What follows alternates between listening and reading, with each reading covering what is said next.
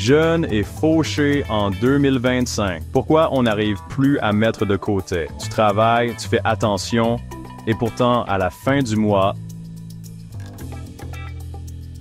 il ne reste rien. Aujourd'hui, des millions de jeunes galèrent à épargner, même en bossant dur. Loyer impayable, salaire qui fondent comme neige au soleil. On dirait que le monde entier s'est ligué pour vider nos comptes en banque. Alors, comment expliquer ce phénomène? Est-ce qu'on est vraiment condamné à vivre au jour le jour sans jamais pouvoir se projeter dans l'avenir? Dans cette vidéo, on va voir ensemble 4 raisons qui expliquent pourquoi les jeunes n'arrivent plus à épargner en 2025. Attache ta ceinture, ça va secouer. Premier constat alarmant, le coût de la vie est devenu complètement fou. Les prix montent en flèche dans tous les secteurs, et cela affecte chaque aspect de notre quotidien. On parle d'une augmentation de 10 à 20% des loyers dans certaines villes. Les grands métros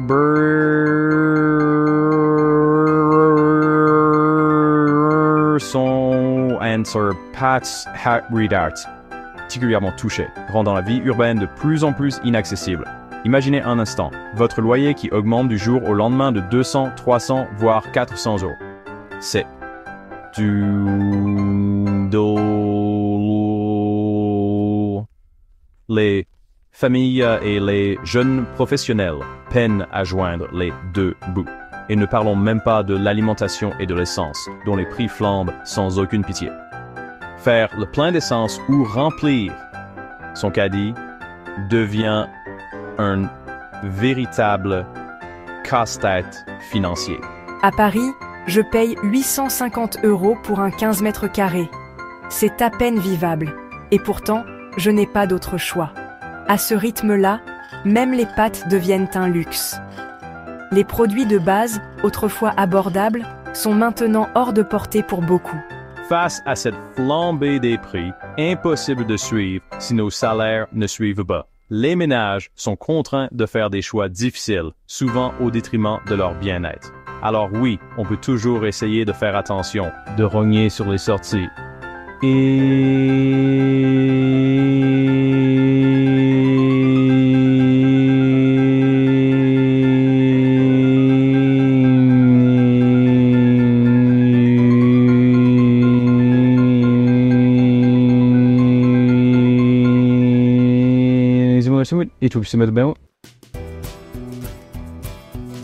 Deuxième raison, et pas des moindres, nos salaires, eux, restent désespérément bas.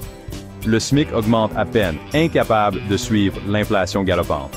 Résultat, on travaille plus pour gagner la même chose, voire moins.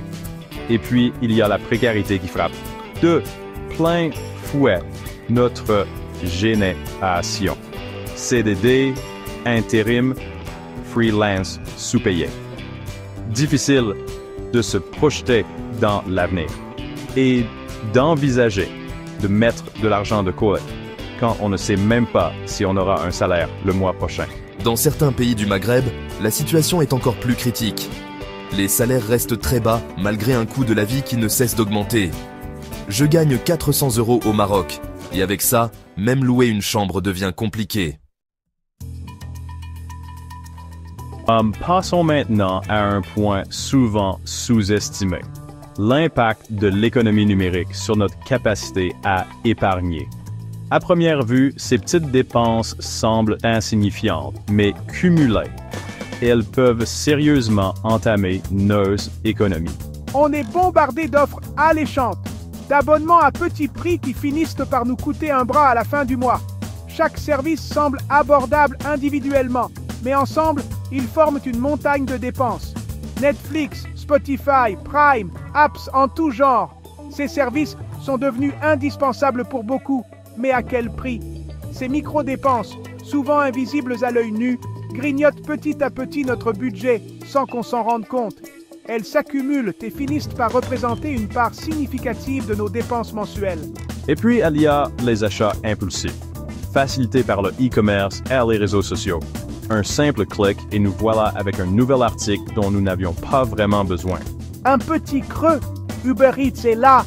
La commodité a un prix. Et ces petits plaisirs peuvent rapidement s'additionner. Une envie de fringues. Shine. Les achats de vêtements en ligne sont devenus une habitude, souvent déclenchée par des promotions irrésistibles. TikTok nous abreuve de produits plus tentants les uns que les autres, nous poussant à la consommation effrénée. Les influenceurs jouent un rôle clé dans cette dynamique. La dopamine, hormone du plaisir immédiat, devient notre pire ennemi face à la discipline financière. Chaque achat déclenche une montée de dopamine, rendant difficile la maîtrise de nos dépenses. Enfin, il y a un dernier facteur plus insidieux qui pèse sur notre rapport à l'épargne, la pression sociale et l'anxiété du présent. Cette pression est omniprésente et se manifeste de multiples façons, influençant nos décisions financières de manière souvent inconsciente. Les réseaux sociaux, en nous bombardant d'images de vie parfaites, nourrissent un sentiment d'urgence et de frustration. Chaque photo, chaque vidéo semble nous rappeler ce que nous n'avons pas, créant une pression constante pour consommer et vivre à la hauteur de ces standards irréalistes. On veut tout de suite. Voyages de rêve, vêtements de marque, restaurants branchés. Cette quête incessante de gratification instantanée nous pousse à dépenser sans réfléchir, souvent au détriment de notre épargne. Difficile de résister à la tentation quand on a l'impression que tout le monde profite de la vie sauf nous. Cette comparaison constante avec les autres peut mener à un sentiment de manque et d'insatisfaction.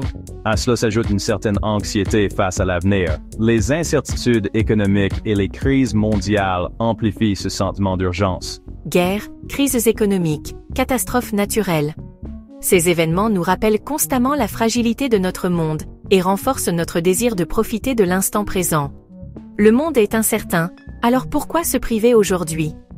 Cette mentalité de « carpe diem » nous pousse à vivre intensément, mais souvent sans penser aux conséquences à long terme. Carpe diem, me direz-vous. Oui, mais jusqu'à un certain point. Il est essentiel de trouver un équilibre entre profiter de l'instant présent et planifier pour l'avenir. Oui, mais jusqu'à un certain point. Cette peur de l'avenir, cette sensation que tout peut basculer du jour au lendemain, nous pousse à vivre dans l'instant présent, sans penser aux conséquences de nos actes. Il est crucial de prendre du recul et de réfléchir à nos priorités. Cette peur de l'avenir, cette sensation que tout peut basculer du jour au lendemain, nous pousse à vivre dans l'instant présent, sans penser aux conséquences de nos actes. Il est crucial de prendre du recul et de réfléchir à nos priorités. En fin de compte, il s'agit de trouver un équilibre entre profiter de la vie et assurer notre sécurité financière future. Alors oui, épargner en 2025, c'est devenu un vrai parcours du combattant. Un luxe que beaucoup de jeunes ne peuvent pas se permettre. Non pas parce qu'on est des cigales insouciantes, incapables de gérer notre argent, mais parce que le système est contre nous. Pour Brent, il est crucial de tenir au faulis et de reprendre le contrôle de nos finances. On ne peut pas changer le monde du jour au lendemain, mais on peut apprendre à mieux gérer notre budget, à déjouer les pièges de la surconsommation et à investir intelligemment. Et toi, tu arrives à épargner ou c'est mission impossible? Raconte ton expérience en commentaire.